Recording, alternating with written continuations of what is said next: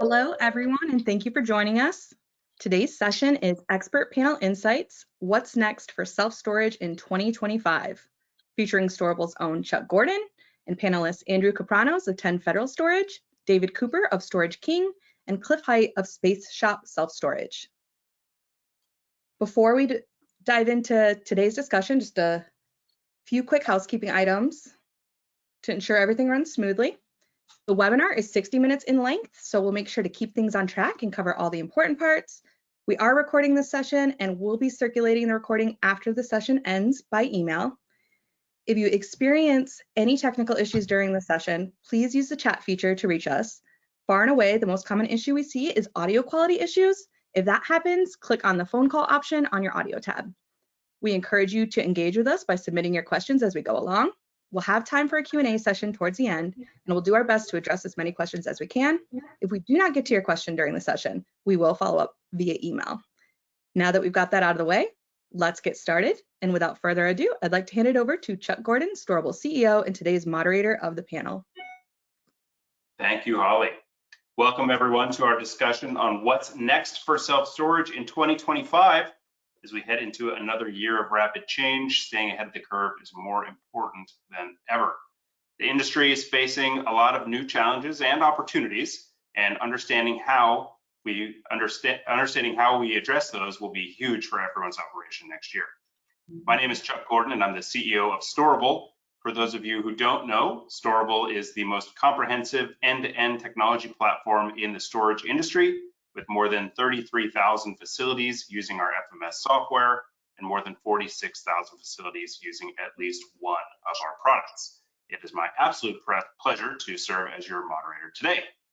So today we're joined by three industry-leading operators who will share their experiences and strategies in this fiercely competitive marketplace that we're in. Before we dive into the questions though, I'd like to ask each of our panelists to briefly introduce themselves, share their roles, and tell us a little bit about their company. So let's go down the line, and let's start with you, Andrew. Hey, good afternoon. Thanks for having me. Andrew Capranos. I'm the president of 10 Federal. We are a commercial real estate investment company that specializes in self-storage. We do things a little bit differently. We run all of our properties automated. I think we're a pioneer in the space. We have about 80 properties under management right now, and we are headquartered in Raleigh, North Carolina. Wonderful. Thanks, Andrew. Welcome. Cliff. Yes, I'm president of Space Shop Self-Storage.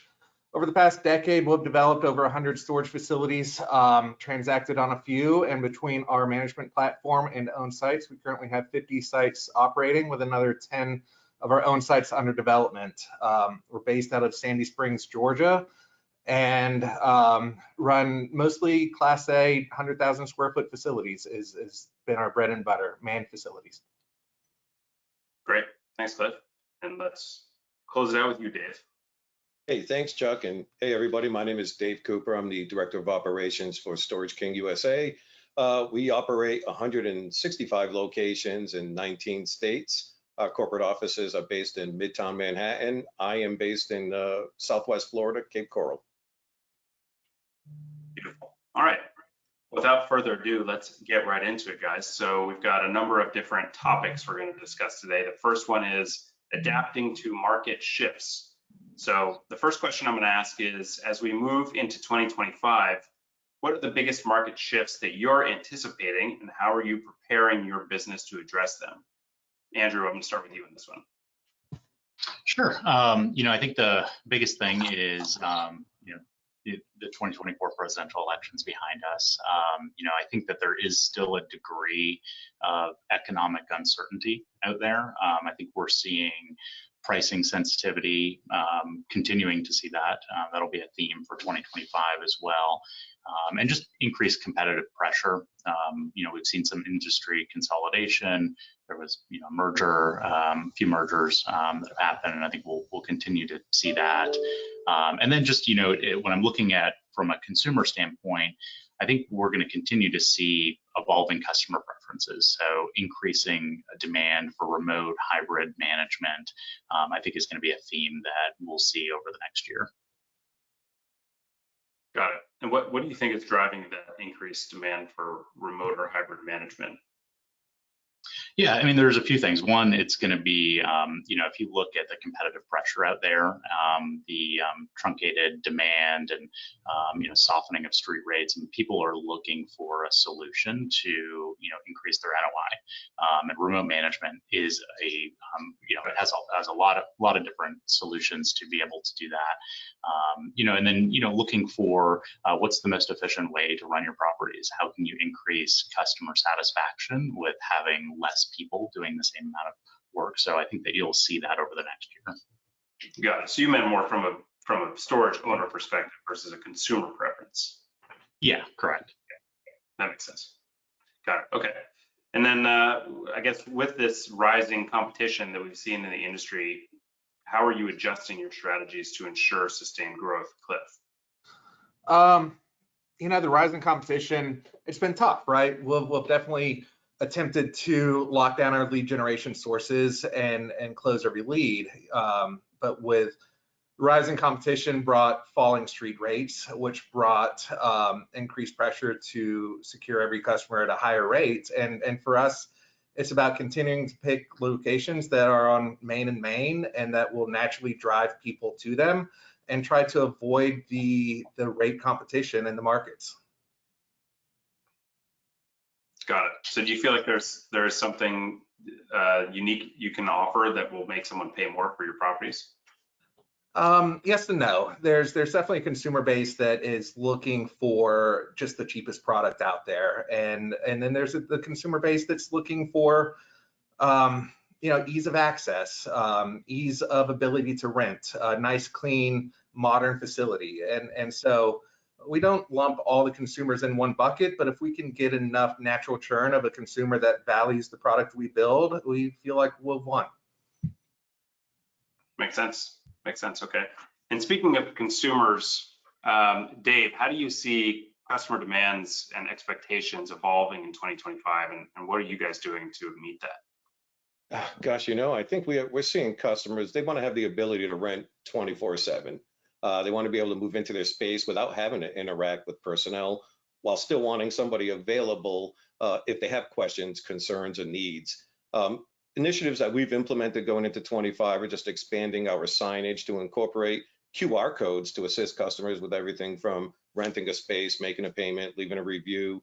Additionally, we're exploring and implementing some next generation kiosks with virtual agent capabilities to give the customer the live agent interaction when they want it or need it. Makes sense. Mm. And Andrew, maybe one more for you in this section.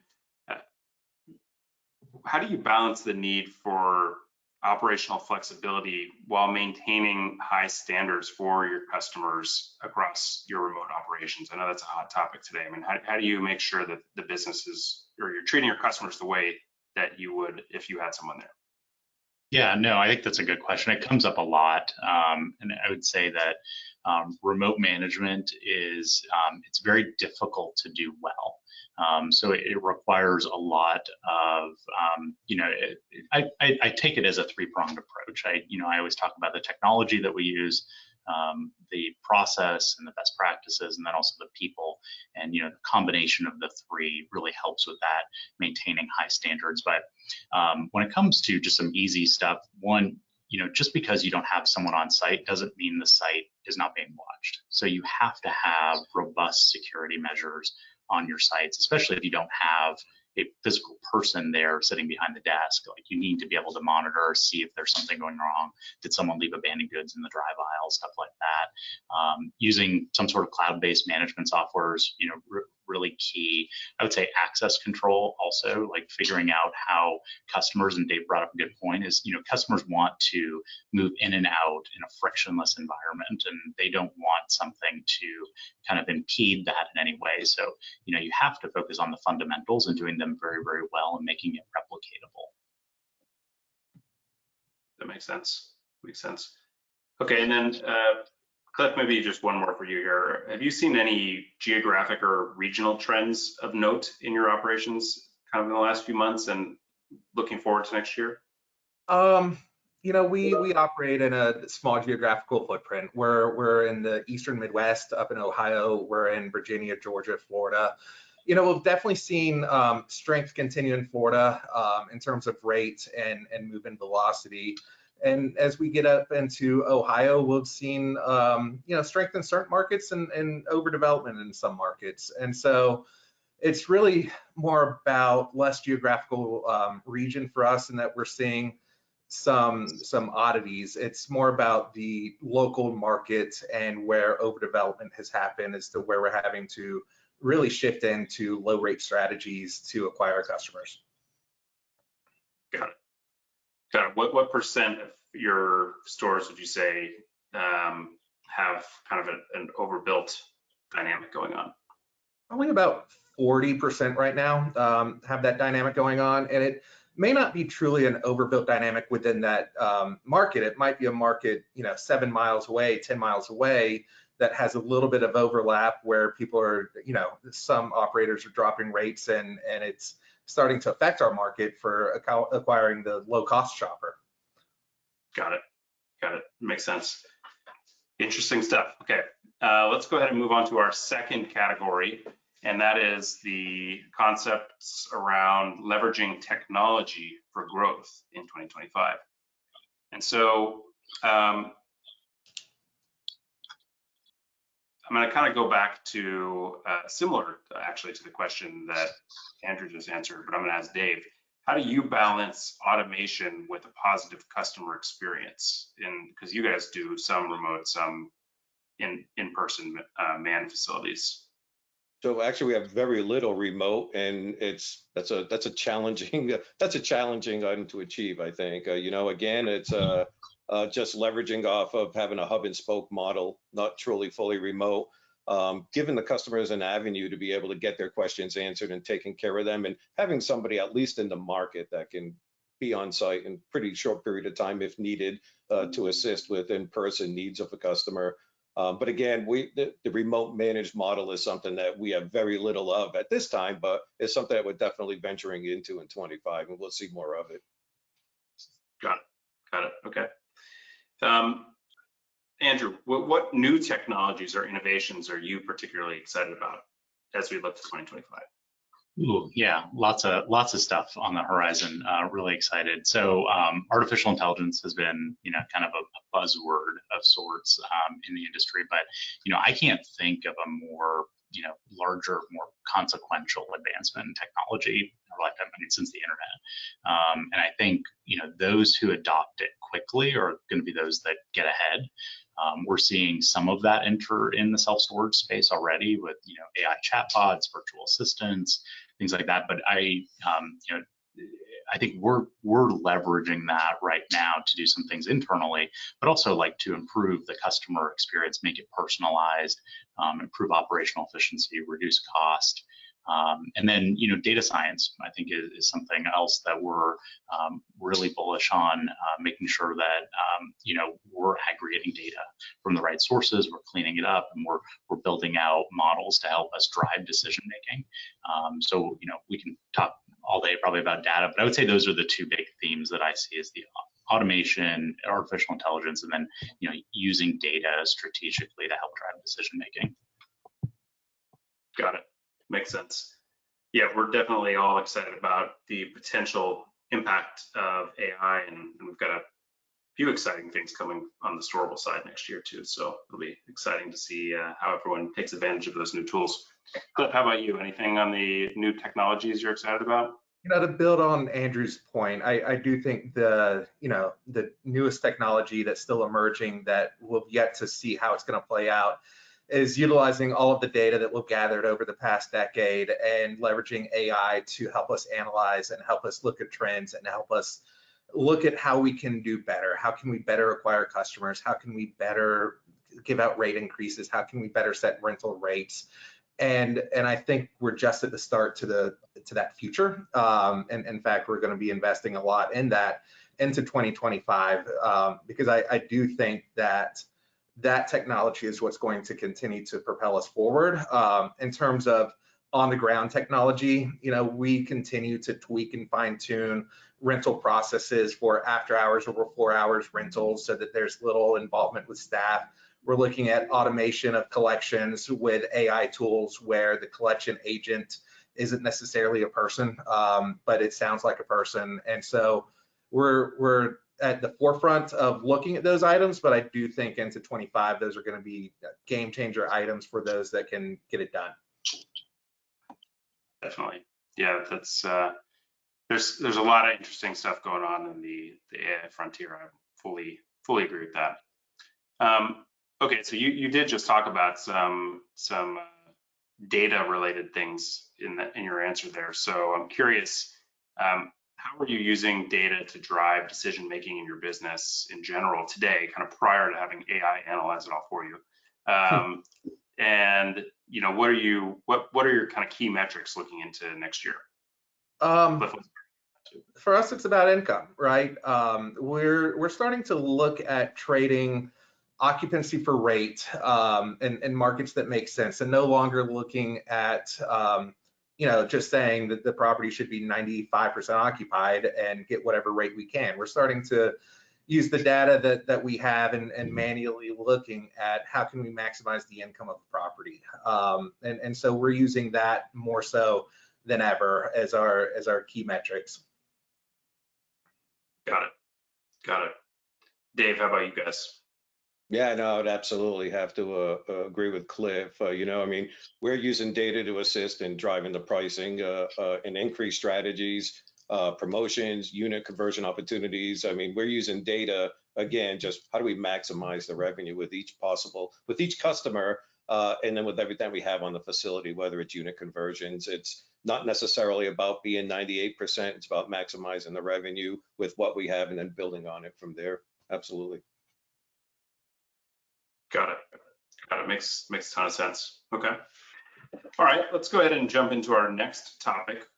As we've been talking about rate a few times, let's talk about the rate management environment and the different strategies that you all are deploying. So, Cliff, I'm going to start with you on this one.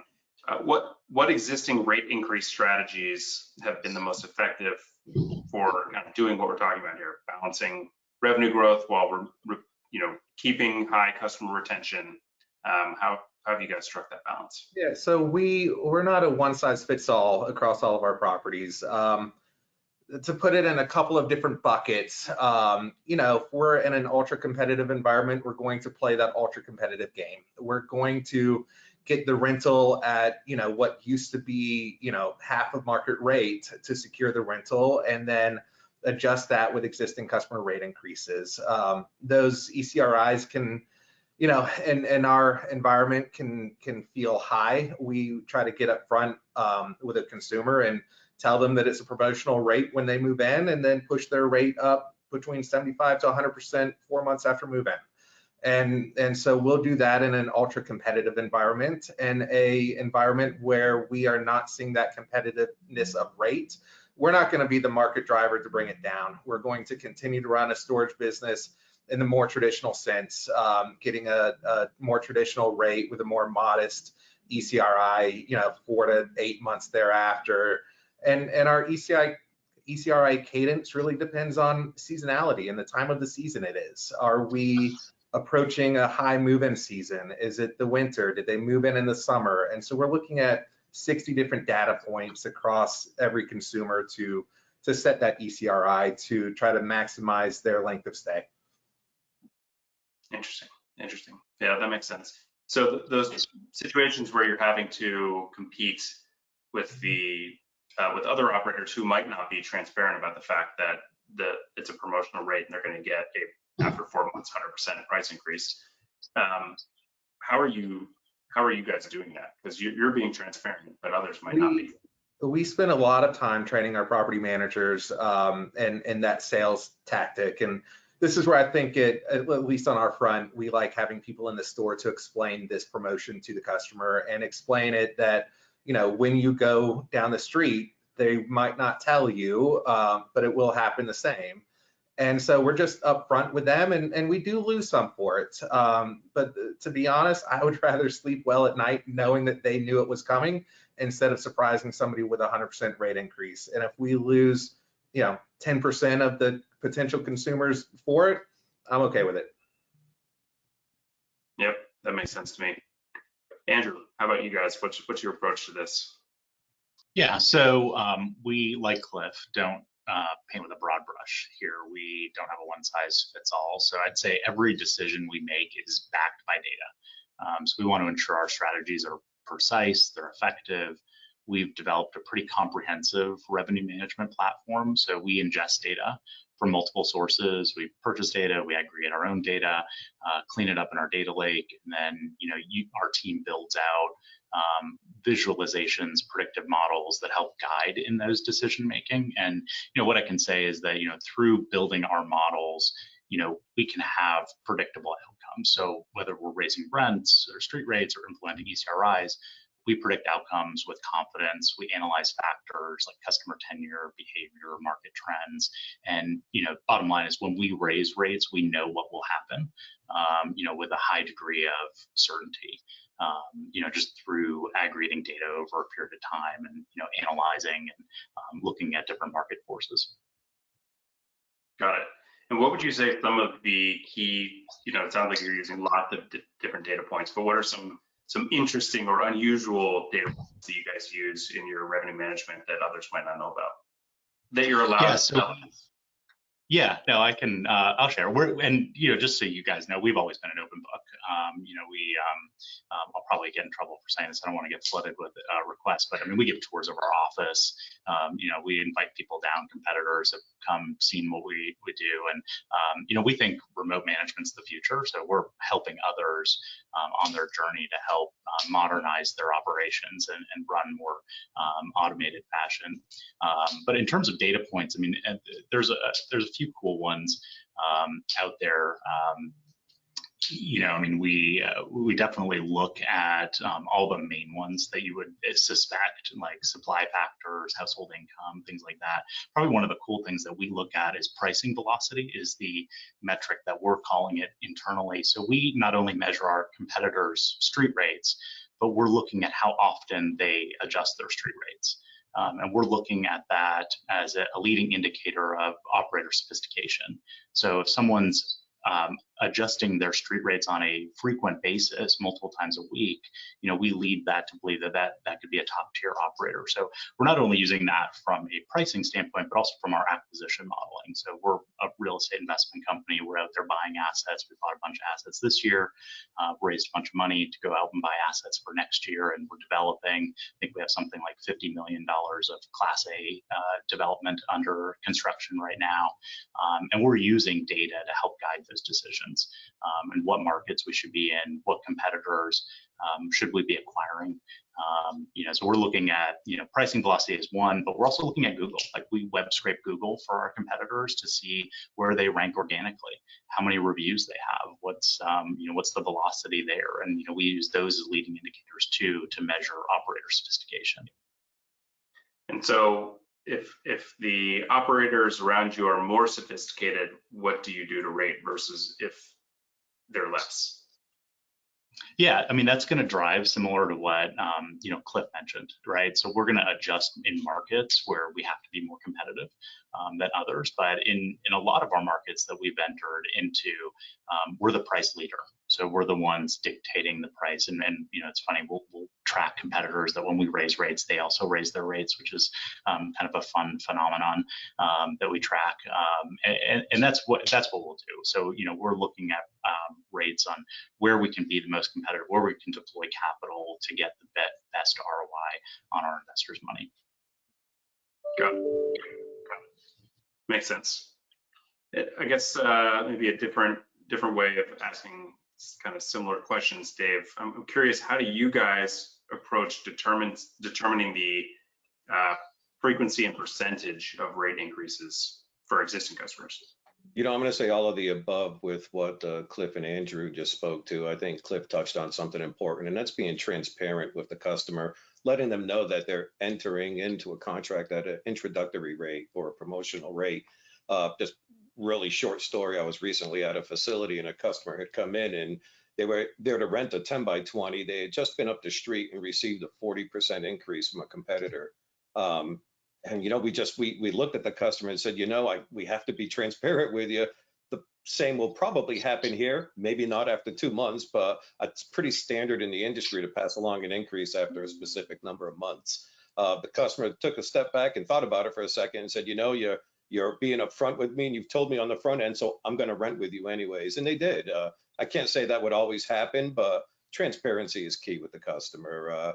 You know, I mean, we have our increased cadence in the percentage. They're statically set with our revenue management models, and it's in line overall with the industry approach to this. You know, our models consider everything from GPI to actual rates, overall occupancy, the occupancy trend by individual unit type. And we, of course, review this regularly just to make sure that we're not negatively impacted by any of our practices or decisions that we make. We're certainly not afraid to be the price leader in any markets. However, more often than not, we'll find that we land somewhere in the middle of the pack. You know, we don't think that we're the best at any one thing, but we believe that we're the best overall value, and we like to try to promote the important features and benefits by each store, and based on, again, what your competition has and what's important to the customer. Makes sense. Makes sense. And Cliff, do you anticipate any sort of change to your approach in rate management going into 2025? Gosh, I hope so. You know, it's exhausting. I would say it's the least favorite time of the month in the office is when we review those ECRIs, existing customer rate increases, and push them out. You know, as a portfolio, our portfolio is somewhat traditionally always under some form of lease up. We typically have a lot of newer sites that we've developed and that we haven't cycled through yet. And so, you know, under those new lease up sites, you know, we have to play the game to keep velocity up if we want to lease it up, you know, quickly. And as we get stabilized, we shift over more to the traditional existing customer rate increase trend. I'm really hopeful that we see more velocity in 25. We see, you know, with interest rate drops, we see a little bit of unsticking of the housing market. We start seeing more natural consumers and customers than we're seeing today. And I'm hopeful that would drive up this ultra low race to the bottom strategy so we can return to traditional. I'm not honestly hopeful it's going to happen. It's maybe 50-50 in my mind. And so we're prepared to continue down the path we're going to, but man, we get excited and high five in the office once the property is fairly stable and we can be the market leader again and not be fighting for 80 new rentals a month. We're happy at 40 new rentals a month at a higher rate. Got it. Makes sense. So let 2025 be the year of 40 instead of 80. Maybe. Awesome. Okay.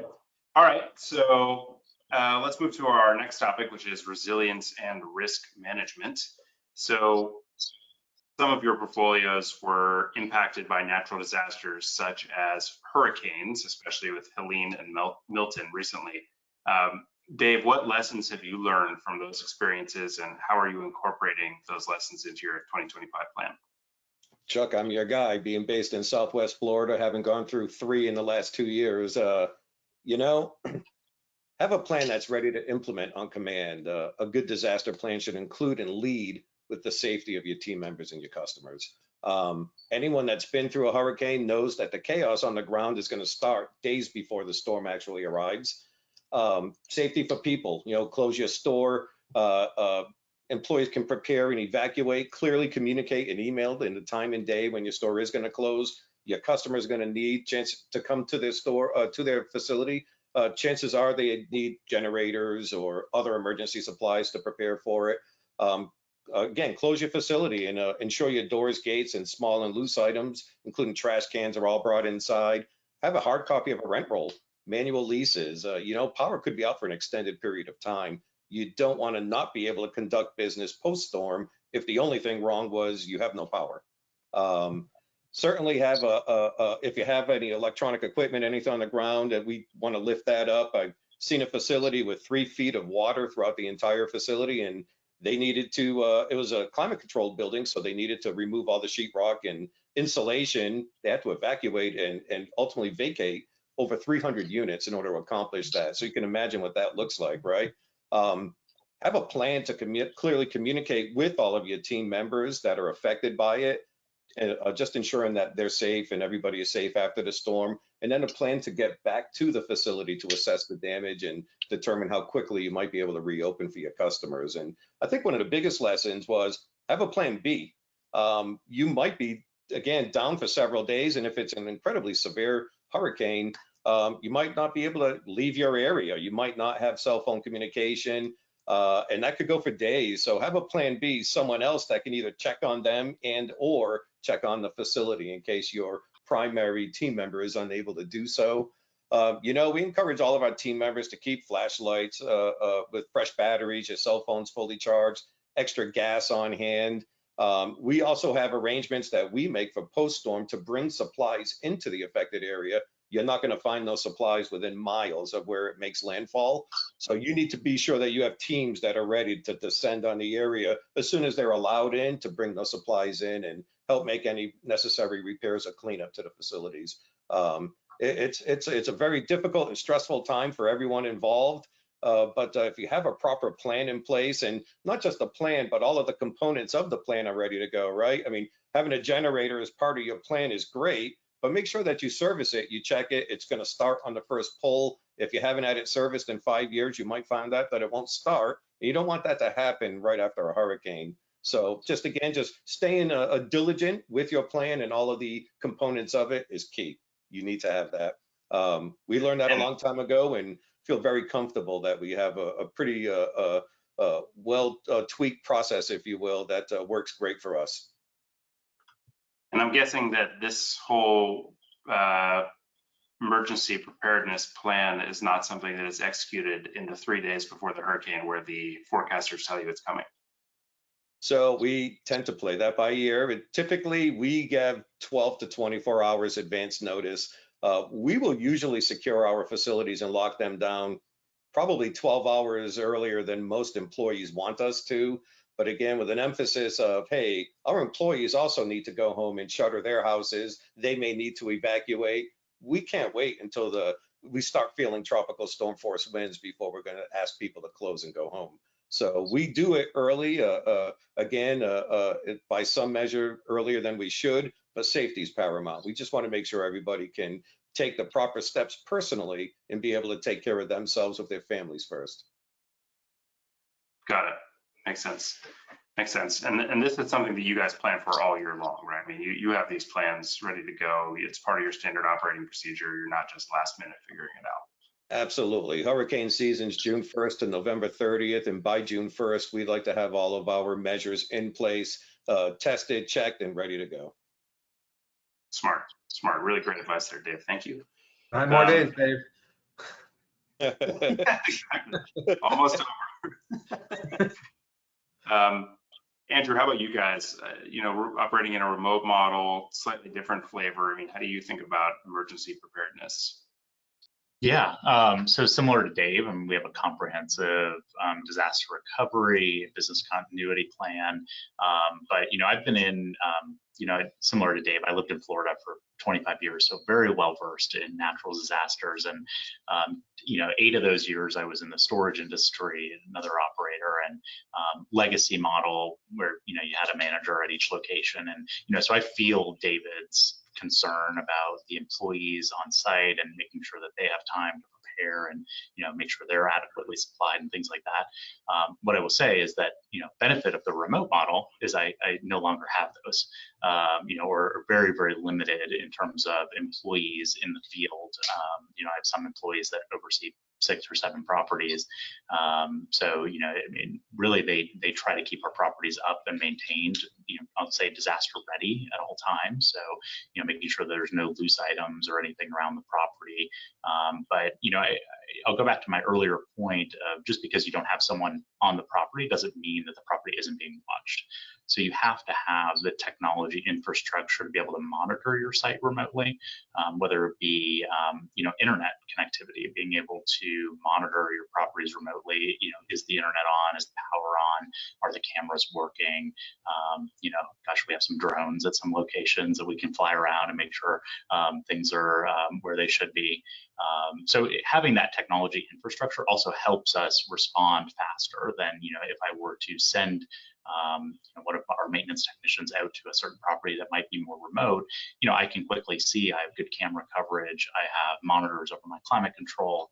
I know if my internet's working on property. I know, if the power's on, and also I can cycle things as well. We've built a lot of redundancy.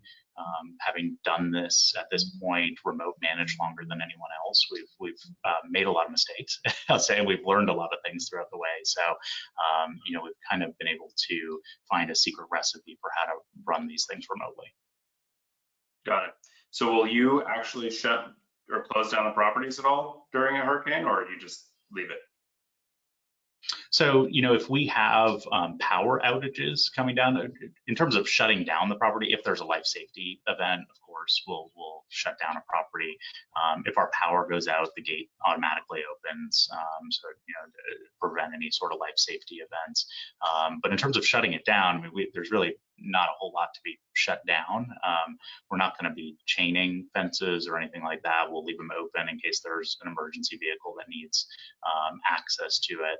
And our team goes through, so leading up to the storm, we have a cadence of calls and notifications that goes out to our field team, but also our corporate office team to make sure that we're adequately prepared. We're sending out daily kind of with the National Hurricane Center when things come out. Every update, we'll get an update sent centrally from our facilities management department. Got it. Interesting to compare two approaches to the same problem. Thank you guys for that. Cliff, question for you. Are you making any investments in infrastructure or digital tools aimed specifically at kind of improving your portfolio's resilience, cybersecurity, anything like that in 2025? For security, not so much, but to back up one note on the storms, our new acquisitions in Florida, we actually go out of our way to do additional roof strapping to bring it up to current code. Selfishly, it helps us in insurance cost, but separately, it also, it's also a little bit more protection to the property. A lot of our new stuff in terms of security, we are just traditional storage security, camera monitoring. We've started engaging with some AI tools. We've started engaging some additional door alarms, in certain parts of certain markets. We have a more lockdown facility type where, security-wise, we can much more better monitor it, and the doors are automatically armed and alarmed at 10 p.m. as opposed to not being armed and alarmed. Got it. Okay. All right, guys, those were some great answers, and we appreciate your participation here. I think it's time to move over to the Q&A section. We've been getting lots of great questions coming in. So I'm going to read the first one, and I'll let random spinny wheel here. Cliff, you can answer this one too. Do you let any individuals reserve a unit months in advance? And if so, how do you monitor that? Currently, we do not, but have a lot of seasonal tenants who want to hold the unit for next season when they want to return. We don't. We stick to a standard reservation window. If the unit is less than 88% occupied, of up to 7 days. If it's more than that, the reservation window is 3 days.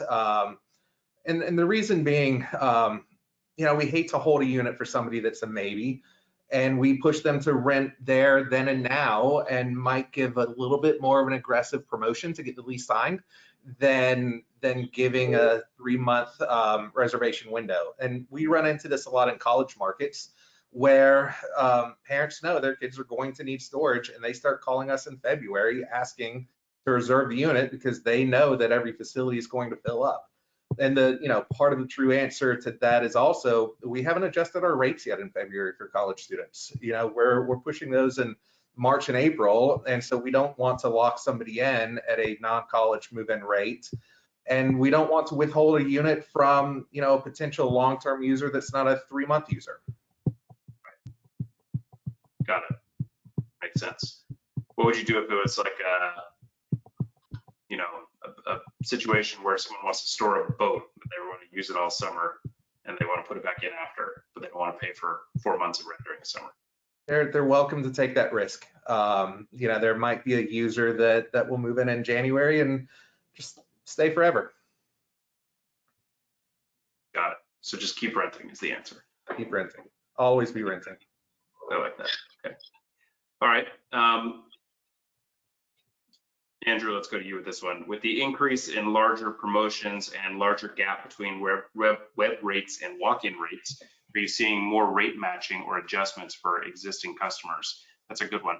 I actually had someone who has nothing to do with the self-storage industry, a friend of mine, who asked me the other day, hey, I'm at a facility and I'm paying $175 a month and they're renting the same unit to new people for $75. What do I do? So what do you do in that situation? It's a great question. So, I'll go back to every decision we make is rooted in some sort of data. So we track customer attrition metrics. And, when we raise rates, we know there will be a certain amount of attrition associated with each rate. Depending on the magnitude of rate increase, we expect there to be a certain amount of attrition. So we'll look at the customer individually. We've actually developed I'll say kind of something we developed in-house was a customer rating system. So where, we can determine what exactly we should do depending on the situation. So we've developed a chatbot in-house that is internal and proprietary to our call center agents that they can leverage when someone does have one of these concerns. So we can go and there's inputs they can put in, say customers, stated this is the market rate, this is what they're being charged, and then it'll analyze based on a number of different factors, but what the adequate solution should be for that customer. Sometimes it's I'm sorry, it is what it is, but depending on the market and the property, there may be a concession, there might be a certain number of concessions that happen over the lifetime of that customer. But I think the point I would try to raise here is that you need to know when you're making these type of decisions and you're pushing through ECRIs, you don't want to do it with a finger in the wind, and you don't want to do it without knowing what the outcome is going to be. And we have a high degree of confidence in knowing that if I push through an X% increase, I know that Y% of customers will leave. And we just know that over sort of time. We track different attributes by customer, like auto pay customers are stickier than non-auto pay customers. They might get a larger increase than a non-auto pay customer that might be less sticky or more likely to leave. Got it. Interesting. Dave, do you guys do anything different with those situations? No, actually, we're very similar with our approach. Absolutely. Okay. For the sake of asking everyone, how about you, Cliff? We're very similar. I would say that we're more confident in locking into the answer and saying this is the rate. We do very few rate adjustments to match back rates. I think I've offered back in my early days, I would offer a tenant that if I'm going to lower you to the current rate, I reserve the right to raise you in 6 months to the summertime rate. And maybe just float every month with what the marketed rate is. And he laughed and said no. So we're very confident in the rates we push out, and very rarely do we backtrack on it. Got it. Interesting.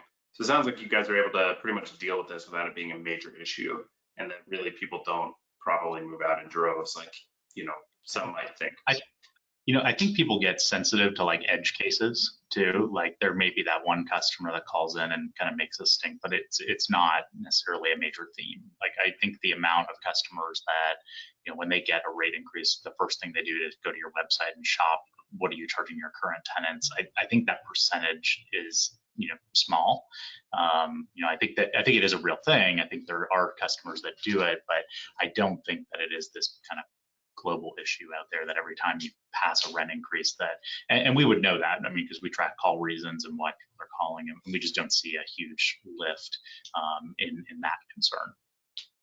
If you were to ask one of my property managers, they would say every tenant's vacating due to a rate increase. The true answer is that 5 to 6% of tenants are vacating for just natural reasons. And then the spread between that, we might have a vacate rate of 10% for customers that got an existing customer rate increase. And so, there's a 4% gap, and it's not huge, and it's definitely not every customer that's leaving for a rate increase, but that'd be the perception from the boots on the ground. Yep. They're the ones dealing with the angry person. What's that, Chuck? I'm sorry. They're the ones dealing with the angry person. Absolutely. And usually the angry person is the one that has a $4 rate increase or a $3 rate increase, something minimal. It's usually the folks with the $20 up that will usually not complain and certainly just pass it along and pay it, particularly if they're on auto pay. To Andrew's point, we find auto pay customers are less likely to shop, they're less likely to push back. And, we have a pretty strong campaign on auto pay penetration, and we're pretty successful with it. Probably not as well as Andrew being remote. But yeah, we find auto pay customers, again, they'll accept increases a lot easier than those that are not on auto pay. But yeah, all good points from both Cliff and Andrew, very similar. Interesting. Okay, I got another question here that came in. It said, hi, I have a facility that is 1 year old. We are doing online promotions and billboards and everything, but we are still at 30%. How can we increase it? Who wants to tackle that one? I can take it. One, take your money out of billboards and put it towards something yielding a better ROI. So, we pivoted our strategy, our website, just our digital optimization, over the last year, and we've invested very heavily in SEO work on our website so that we come up organically on searches. We know that most people are finding self-storage on the internet. Like, people are shopping online, they do a quick Google search. So take a look at your Google presence, see where you are, see where you rank. There's a lot of firms out there that can help you with that. But I would say, you got to look. There's a lot of, I'll call them distractions out there that you can go spend your money on. You can go on TikTok and start making TikToks on self-storage and things like that. But, what's the ROI of that? There may be some, but if you're limited, you have one property, focus on, what are going to be the big rocks to help you get there. I think SEO presence, Google, making sure that your website is effective at transactions. So, making sure that there is a very quick online checkout process is key. You want it to be like Amazon, right? Like, my wife uses Amazon. I think packages show up at our house every day. And I think she sleep buys things at this point where she clicks buttons and she doesn't even realize. You want your self-storage transaction to be the same. You want people to be able to rent online without having to kind of jump through a bunch of hoops. And to add to that a little bit, not only online presence, but physical presence. Does your store look like a storage facility? Are there trees blocking visibility from the road? We saw a 100% increase in rentals by taking down maybe 120 trees at a facility to open up visibility. And so, at least for us, half the traffic, or more than half, comes from online, but a good portion comes from drive-by traffic as well. So, signage matters, stating what you are. And then when they pull in, is there a pathway for them to rent a unit? If you're manned, have somebody there. If you're unmanned, have a good QR code with a good system to get them to the information quickly. Yeah, I would also agree with Andrew and absolutely divert any funds from billboards into anything online, whether it's paid search, spare foot, a website that you can interact with and actually perform rentals and make payments and manage your account, anything digital. That's where I would be investing all of my marketing dollars. I'll do a shameless plug for Sparefoot here. Square foot's a great way to spend your digital dollars and only pay for what you get. It's the only time I'll do that. Sorry, just set me up. Okay, so on the topic of promotions and attracting new tenants, someone asked, what is the best promotion you've ever run and seen be most effective? Cliff, you want to try that one? I'm not sure the best one I've ever ran can make its way into this room. There's been some underhanded tactics I may have used in the past of anyways. We've actually had really good luck with new facilities doing a every door direct mailer, as old-fashioned as that is, with a very aggressive promotion to unstick people from other storage facilities. So relatively cheap, but with a maybe 3-month free promotion that if they're using storage at another facility and they move to us, we'll give them 3 months free.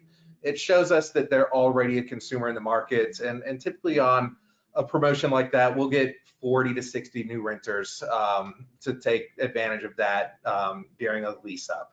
So we've found a lot of success with that promotion. Outside of that, we've tried it all, and we go back to just the typical move-in promotion. Locally advertised gets us the best bang for our buck. Got it. Makes sense. Okay, we have lots of questions, so I'm going to keep kind of cranking through them. This is one that I'll take. Will there be a recording of this later so my husband can watch it when he gets off work? Yes, absolutely, there will be a recording.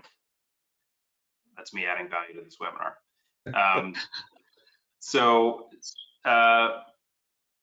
Here's another one that came about promotional rates. Why have promotional rates and then why wait 4 months to raise rent or to raise that rate by 100% in the case where you're doing that aggressive discounting? I'll take that one again, unless somebody else wants to.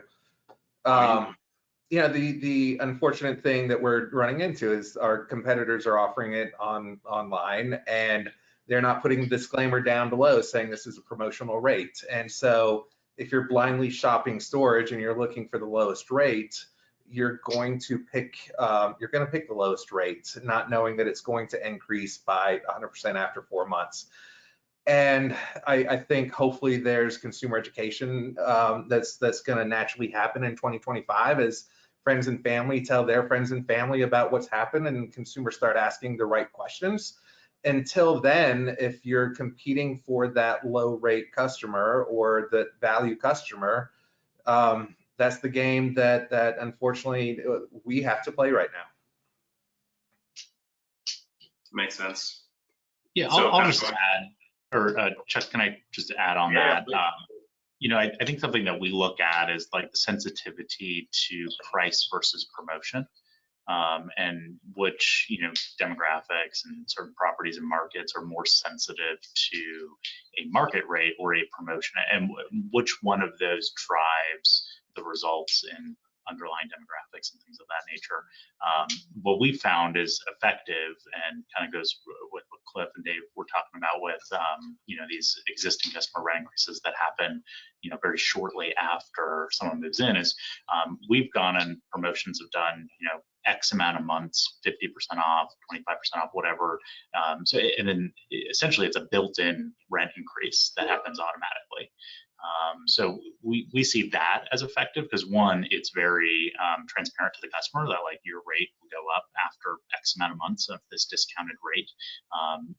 It goes up without having to do a mailer or another touch point to the customer to inform them of the existing customer rent increase. And at the end of the day, we see a lot of people sensitive more toward the street rate than the promotion, in terms of like $1 for the first month. And we see those in lower demographics, quite frankly, is, being more sensitive to the free month, first month free, things like that. But in the markets that we are, for the large majority, they're more sensitive to street rates than they are promotions.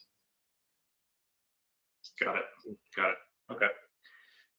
And changing gears a little bit with this question, what trends are you seeing in unit size and features? So example, small units like a 5x5 versus a big unit like a 12 by 40, units with lights inside or electricity options. Dave, have you guys seen any sort of shift in demand or trends with different types of units and features? Not necessarily with unit sizes or anything like that. Unit features where I'm seeing a shift where more customers are wanting features like internet access. They want Wi-Fi available while they're in their unit so they can be on their phones or laptops while they're at their spaces. Electricity, that's another one that we're getting an increased request for. But other than that, I can't say that I've really seen any shifts globally in regards to the different sizes that are going on throughout the facilities. It's just more all geared around tech. Wi-Fi is a huge one. So we're looking at the expenses involved with having to be able to supply Wi-Fi service and signal throughout our facilities. Interesting. Is the desire for Wi-Fi because they have spotty service deep inside a big building, or is it because they want to actually stay there and do stuff? It's probably a little bit of both. I can't say I've delved too far into the reasoning, but we do have a lot of customers who utilize space as distribution centers, and they do spend quite a bit of time there just going through product, etc. But more often than not, you get too deep into a building and you do lose that signal. So that's it's probably a blend of both. Makes sense. Makes sense. Okay.